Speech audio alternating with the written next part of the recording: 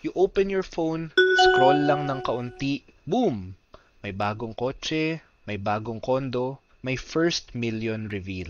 Nakaka-pressure, 'di ba? Parang lahat ng tao mayaman na except ikaw. But what if I told you some of the richest Filipinos alive today, you've probably already walked past them sa palengke or sa terminal. Hindi sila naka-Rolex. Minsan, sira pa nga yung sandals nila. Pero kung makikita mo ang bank statement nila, mapapatahimik ka. Because the truth is this, we live in a time where showing off looks like success. Pero ang tunay na yaman, madalas tahimik lang. Sa social media, lahat may pa-quote about grind culture. Pero kung totoong magbibilang ka ng pera, ibang storya ang lalabas. May mga taong may kondo, pero 5 years to pay. May bagong car, pero 60 months ang loan. At may branded bag na halos isang buong sweldo. Meanwhile, si Mang Rolly sa Pampanga, retired seaman. Walang TikTok, walang reel, pero may 8-door apartment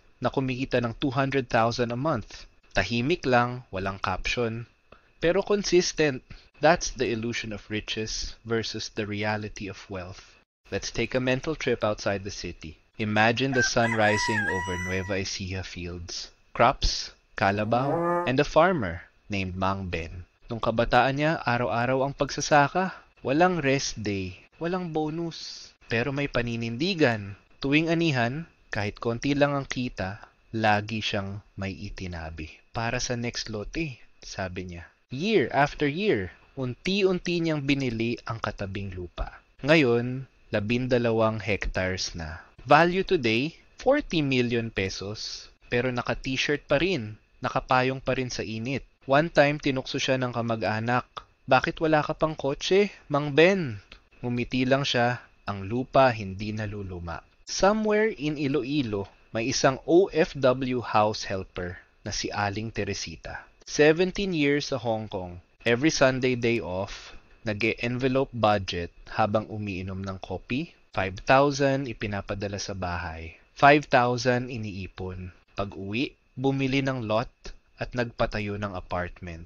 Ngayon, 4 na units, 45,000 monthly income. Walang followers, pero may peace of mind. Tahimik ang yaman ng kanayunan, steady, rooted, totoo.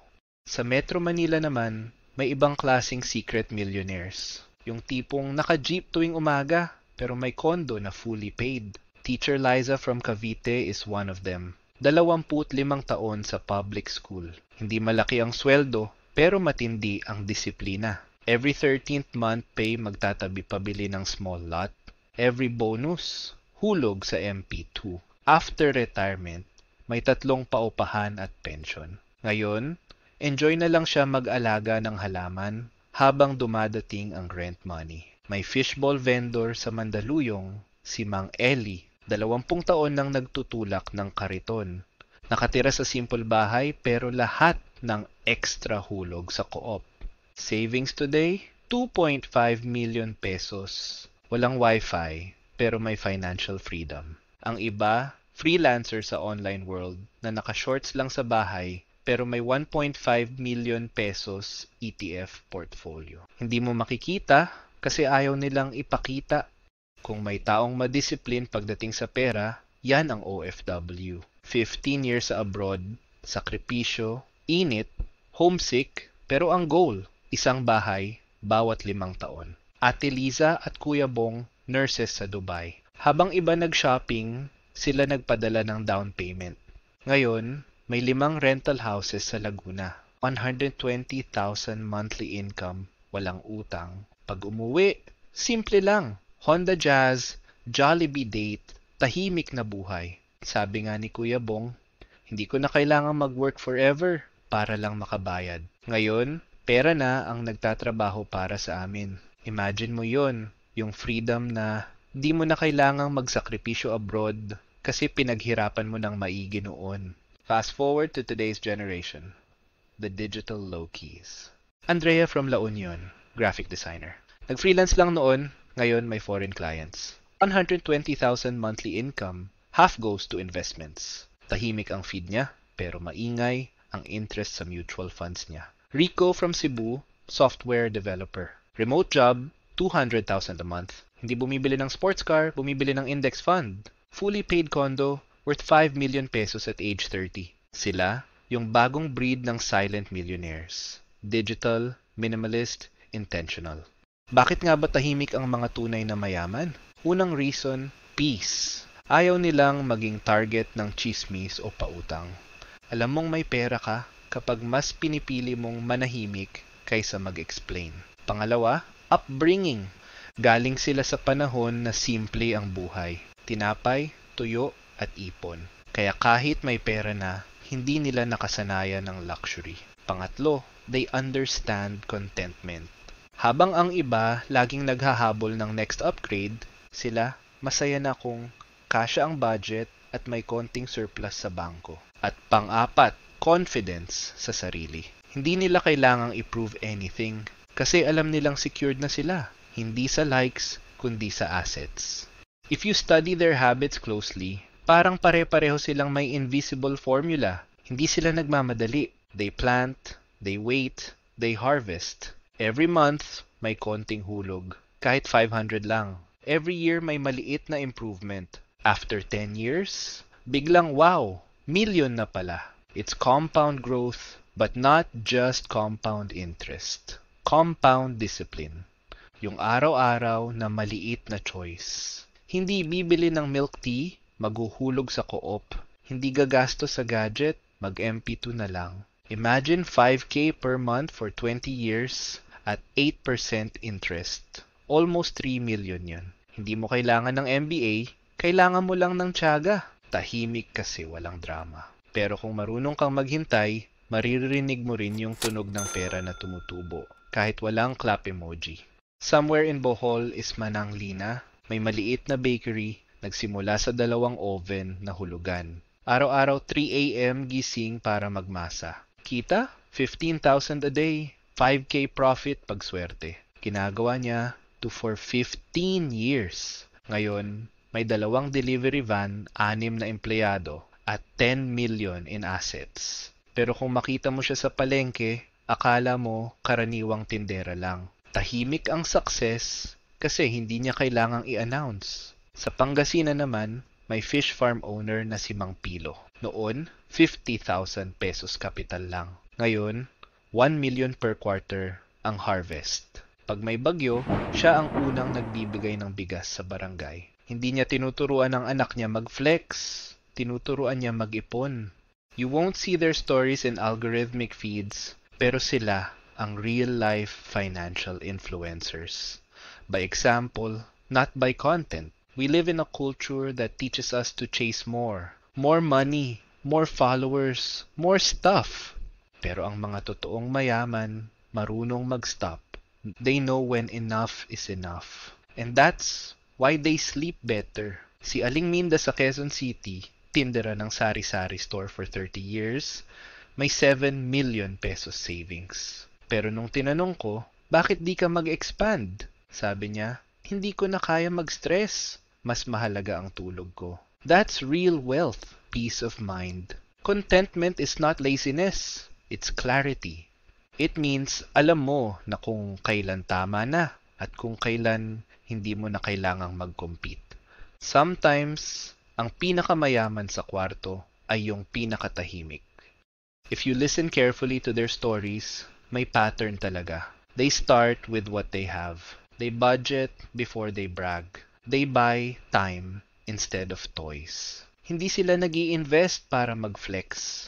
Nag-i-invest sila para magpahinga ng maaga. Habang ang iba nag-o-overtime para sa utang, sila nagnanap sa hapon dahil may rent na papasok bukas. The lesson is simple. Don't look rich, be rich quietly. Because one day, when you don't owe anyone, you'll feel how luxury peace really is. There's a new wave of Filipinos who don't want payabang. They want paipon. These are Gen Z freelancers doing index funds instead of shopping. OFW kids who build rental rooms instead of nightclubs. Millennial couples who cook at home and save 70% of income. It's a beautiful change. Kasi we're finally learning from our parents' discipline and simplicity ng ating mga lolo at lola. We're mixing modern tools with old school values. Baka the secret millionaires aren't hiding at all.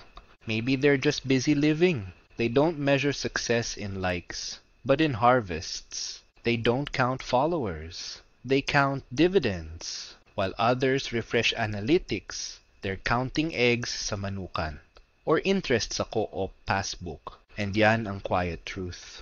Wealth doesn't need applause para maging totoo. In a world obsessed with attention, nahanap nila ang peace in privacy. Tahimik pero totoo. Simple pero matatag. Hindi mo sila maririnig, pero mararamdaman mo ang epekto nila sa komunidad. Sila ang nagpapatayo ng barangay hall. Sila ang nagpapaaral ng kapitbahay. Sila ang nagbibigay ng bigas pag may bagyo. Their wealth isn't just money, it's legacy.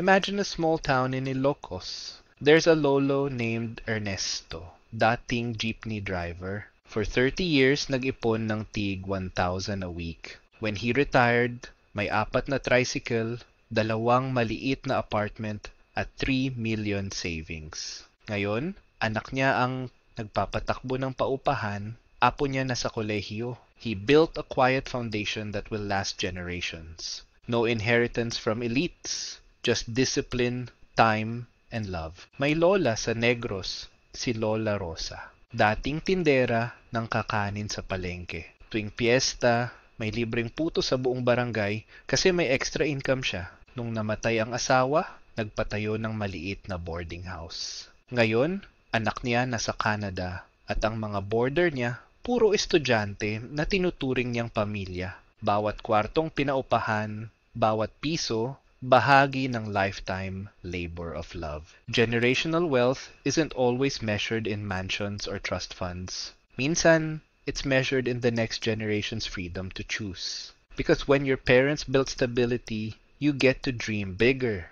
If you ask every secret millionaire their secret, you'll notice the same patterns. Simple lang, but powerful. They wake up early, hindi dahil hustle culture, kundi dahil sanay na silang may purpose. They track expenses, minsan sa notebook lang, minsan sa lumang sobre. They avoid debt like it's a virus. Pag umutang, laging may planong bayaran agad. Pag kumita, automatic, may percentage for savings. And one habit stands out, gratitude. Bago pa mauso ang journaling, sila may sariling thankful list sa isip. Salamat may pananim. Salamat natapos ang araw ng walang utang. That mindset keeps them grounded. Kasi pag kontento ka, mas madali mag-ipon. Pag simple ka, mas mabilis umangat. At kahit wala silang fancy apps or financial planners, they live by rules na mas matibay pa sa algorithm. Huwag ubusin ang kinita. Huwag bilhin ang hindi kailangan. Huwag ipagmalaki ang dapat iniingatan. Pero hindi lahat ng kwento perfect. Marami sa kanila nawalan din. Bahay, negosyo, ani, kabuhayan. Pero yun ang nakakabilib. Pumabalik pa rin. Remember Mang Ben from Nueva Ecija? May taon na nalubog sa baha lahat ng palay niya. Lugi, ubos ipon, halos gusto nang sumuko. Pero sabi niya, ang pera, pwede mong kitain ulit. Ang disiplina, wag mong mawala. After 2 years, nakabawi siya. At mas lumaki pa ang ani. May small eatery owner sa Tacloban na salanta ng Yolanda. Lahat ng gamit nawala pero nakaligtas ang family recipe. Ginamit niya yon para magsimula ulit. Ngayon, may 3 branches ng karinderya at mga empleyadong dati ring survivors. Real wealth isn't immunity from loss. It's the resilience to start again. Kasi pera bumabalik. Pero ang tapang, kapag nawala, tapos ka na. Sila, never nawala ng tapang. If you travel across the Philippines, makikita mo sila everywhere. Sa Ilocos, mga garlic farmers na tahimik lang, pero may hectares of land. Sa Baguio, ukay-ukay sellers na may pa-house and lot sa Benguet.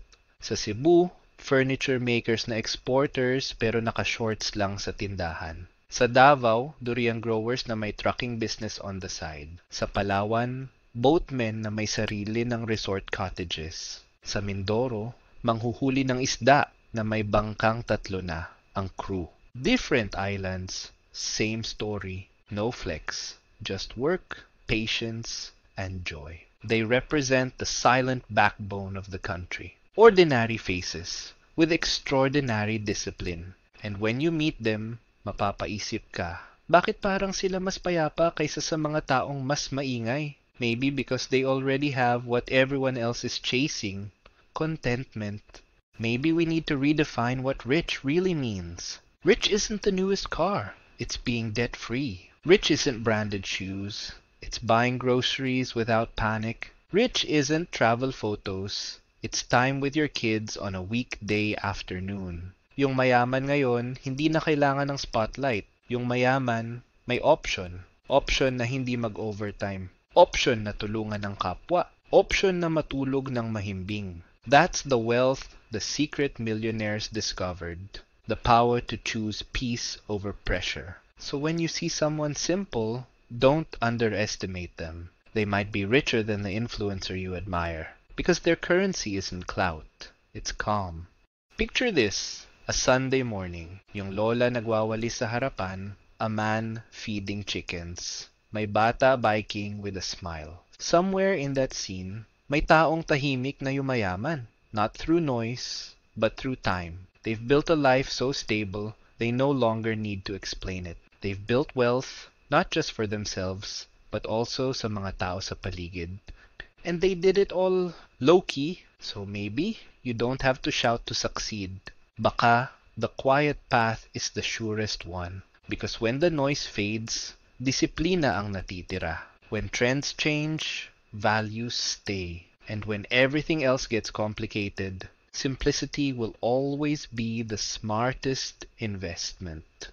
One day, you'll look back and realize you've become one of them. Hindi famous, hindi flashy, but free.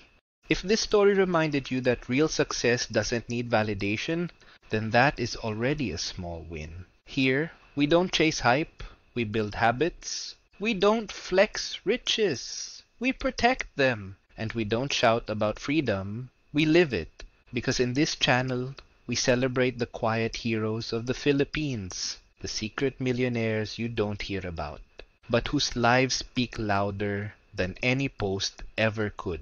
And kung nagustuhan mo itong video, don't forget to like, share, and subscribe to Low-Key Wealth PH. Because remember, low-key is the new wealthy.